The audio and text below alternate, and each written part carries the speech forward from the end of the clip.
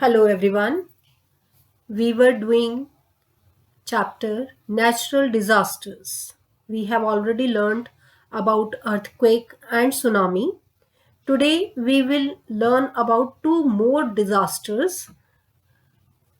These are floods and droughts. Now first of all, let me tell you what are floods. Overflowing of river water due to heavy rainfall and spreads to the surroundings area is called flood. Flood जिसको हम हिंदी में बाढ़ कहते हैं, जब बहुत ज़्यादा rainfall हो जाती है, रिवर्स ओवरफ्लो हो जाते हैं. ओवरफ्लो मीन्स रिवर्स का पानी बैंक्स को तोड़ करके बाहर आ जाता है और सारी सराउंडिंग एरियाज में फैल जाता है. Cities, villages all are having water all around. It is called floods. Floods generally occur when there is very heavy rainfall. बहुत ज़्यादा रेनफॉल जब हो जाए तब फ्लड्स आते हैं. And it causes heavy loss of life, crops, property. बाढ़ में कई बार सारे फील्ड्स जिनके बीच में क्रॉप्स ग्रो की गई होती हैं, they all are covered with flood water and these crops die. Property का भी बहुत नुकसान होता है. कई होम्स, कई बिल्डिंग्स टूट जाती हैं और उनमें रहने वाले लोग भी कई बार उनको भी अपनी लाइफ से हाथ धोना पड़ता है. उनके घर टूट जाते हैं, दे बिकम होमलेस, और कई लोग पानी में डूब करके भी मर जाते हैं. Sometimes they die due to drowning. और गंदा पानी होता है क्योंकि इसमें सीवेज का पानी भी मिक्स हो जाता है, केमिकल्स मिक्स हो जाते हैं. तो ये फ्लड वाटर जो होता है, इट कंटामिनेट्स फूड को खराब कर देता है. ड्रिंकिंग वाटर, जो पाइप्स होती हैं ड्रिंकिंग वाटर प्रोवाइड करती हैं, उनके बीच में ये पानी चला जाता है. So that water is also not consumable. वो उसको कंज्यूम करेंगे तो उससे डिजीज स्प्रेड होंगी. बहुत सारी डिजीजेस स्प्रेड हो जाती हैं फ्लड्स के कारण. नाउ फ्लड्स होते क्या हैं, होते क्यों हैं? Causes, what are the causes of floods? Floods के होने का क्या कारण है? सबसे पहले तो रेन. जब बहुत हैवी रेन होती है उससे बहुत पानी इकट्ठा हो जाता है. Too much water from heavy rain. और sometimes cloud bursting is there. बादल फट जाते हैं और जब बादल फटते हैं तो चारों तरफ पानी ही पानी आ जाता है और वो इतने प्रेशर से गिरता है कि सारी हिल्स, बिल्डिंग्स, घर टूट जाते हैं और जिस कारण से फ्लड जैसे हालात बन जाते हैं. समटाइम्स स्नो मेल्ट होती है. हिल्स जो हैं, स्नो कवर्ड माउंटेन पीक्स जो हैं, वहां पर स्नो जो है वो मेल्ट होना शुरू हो जाती है जब बहुत ज़्यादा हीट बढ़ जाती है. ग्लोबल वार्मिंग, सन की हीट से जब वो स्नो मेल्ट होती है तो वो ज़्यादा स्नो वाटर में बदल जाती है और वो वाटर जब रिवर्स में आता है तो वो जो लेवल होता है उसको क्रॉस कर जाता है और जिस कारण से river water comes out of the river banks. And near coastal area कई बार हाई टाइड्स आती हैं, हाई टाइड्स और सुनामीज आती हैं जिस कारण से वेव्स जो हैं वो बहुत ऊपर उठ जाती हैं और उनके कारण वेव्स से जो सी वाटर है वो बाहर सी कोस्टल एरिया में के पास के जितने एरियाज हैं वहां पर फैल जाता है और फ्लड जैसे हालात बन जाते हैं. समटाइम्स क्या होता है, रिवर्स में पानी चल रहा है और लैंडस्लाइड हो गई. लैंडस्लाइड मतलब जब माउंटेन्स जो हैं वो टूट जाती हैं, उनके बड़े बड़े रॉक्स, उनके बड़े बड़े पत्थर जो हैं वो टूट जाते हैं और वो टूट करके रिवर के अंदर आ जाते हैं. तो वो रिवर के अंदर जब आते तो बड़ा प्रेशर क्रिएट होता है और वो पानी जो है वो एकदम से बाहर आ जाता है। तो इस तरह से रिवर ब्लॉक हो जाते हैं और उनका जो पानी है वो साथ वाले एरियाज को ब्लॉक कर देता है, साथ वाले एरियाज में फैल जाता है।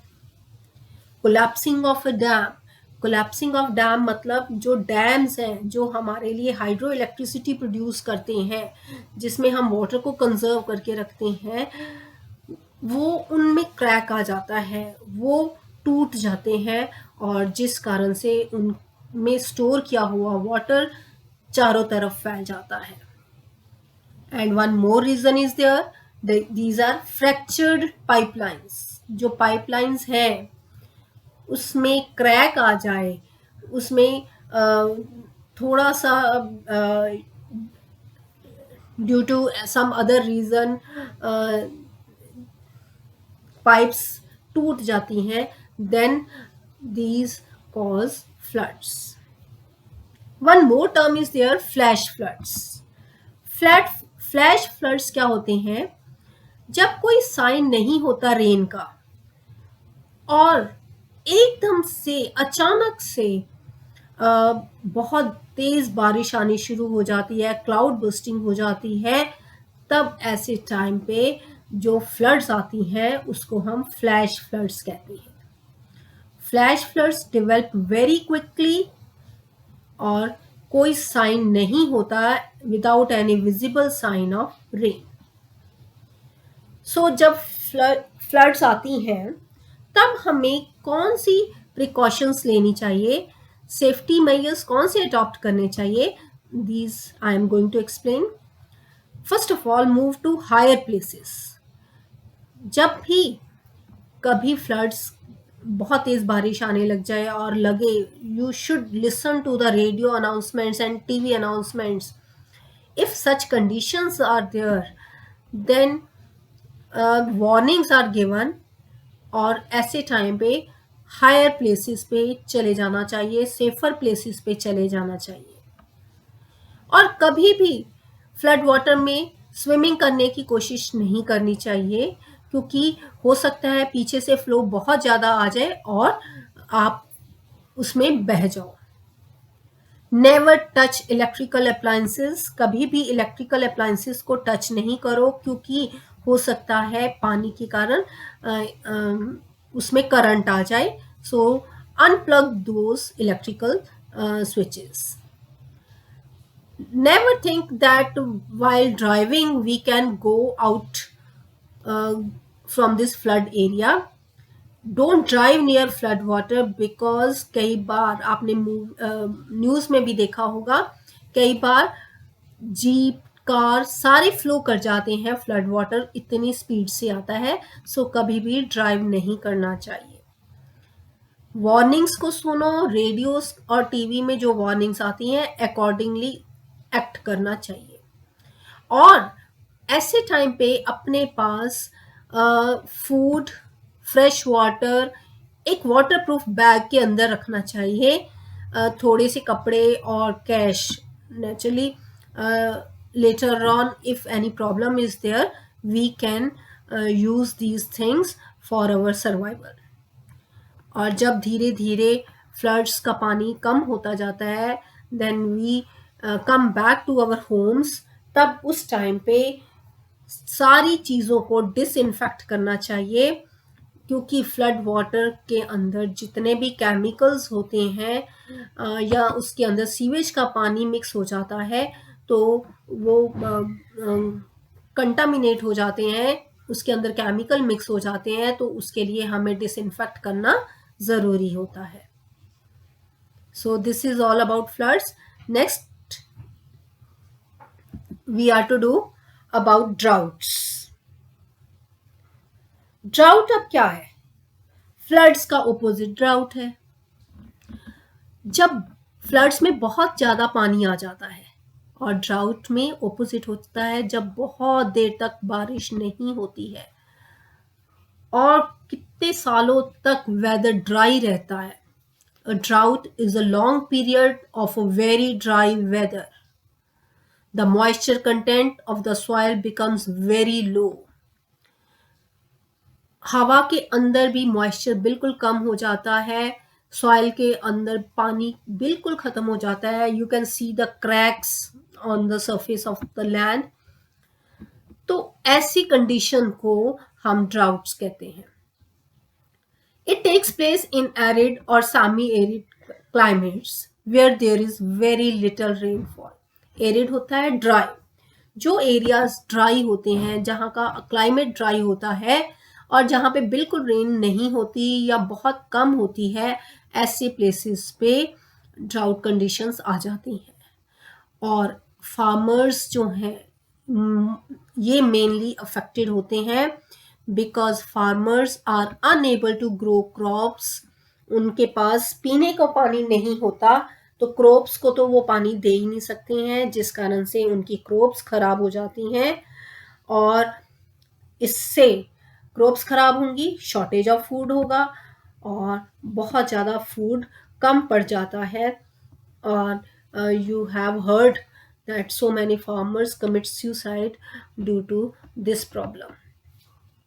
अब मेन कॉजेज तो मैंने ऑलरेडी बता दिए हैं। सबसे पहले मेन इसका कॉज है डेफिशिएंसी ऑफ रेनफॉल, रेन की कमी होना। बहुत लंबे टाइम से रेन नहीं आना या ना के बराबर आना, it leads to drought conditions. और स्नोफॉल भी नहीं होती है, जैसे रिवर्स को स्नो पानी प्रोवाइड करती है।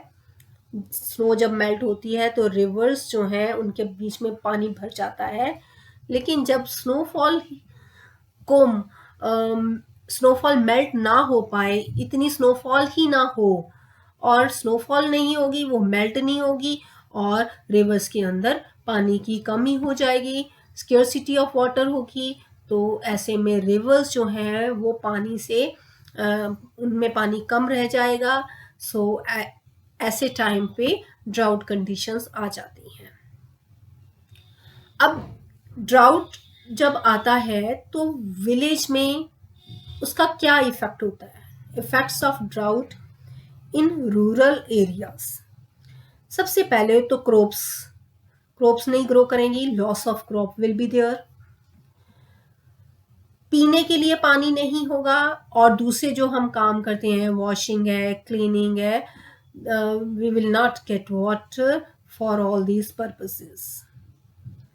Lack of sanitation and contamination, क्योंकि जब पानी नहीं होता है तब साफ सफाई हम नहीं रख सकते हैं और चारों तरफ जो जर्म्स है वो स्प्रेड हो जाते हैं। And there is severe food shortage, food की कमी हो जाती है, क्योंकि जब क्रॉप्स ग्रो नहीं करती हैं तो फूड कम हो जाता है। और naturally these problems lead to poverty, गरीबी फैल जाती है, अनएम्प्लॉयमेंट हो जाती है, लोगों को काम नहीं मिलता और इकोनॉमिक डिजास्टर आ जाता है। इसका मतलब है कि लोगों के पास फंड्स नहीं रहते, लोगों के पास पैसे की कमी हो जाती है। Effects of drought in urban areas. अब हमने विलेजेस का अब तो पढ़ लिया, अब सिटीज में क्या इफेक्ट होता है? सबसे पहले तो जितने भी फूड आइटम्स हैं, वीट है, राइस है, vegetables, fruits, all these their prices hike, इनके सबके प्राइस बढ़ जाते हैं। शॉर्टेज ऑफ डेयरी प्रोडक्ट्स मतलब मिल्क और मिल्क प्रोडक्ट्स जो हैं उनकी कमी आ जाती है, क्योंकि सबसे पहले तो आपको पता है जो एनिमल्स हैं विच प्रोवाइड अस मिल्क, उनको अगर खाने के लिए फॉडर ही नहीं मिलेगा, उन क्रॉप्स ही नहीं होंगी, उनको फॉडर नहीं मिलेगा, तो they will not give us enough milk. तो डेयरी प्रोडक्ट्स की कमी आ जाती है, पीने को पानी नहीं होता है। सो इस तरह से बहुत सारी प्रॉब्लम्स आ जाती हैं। वाटर्स, हम प्लांट्स को वाटर नहीं दे पाते हैं और insufficient water for drinking and other purposes होता है।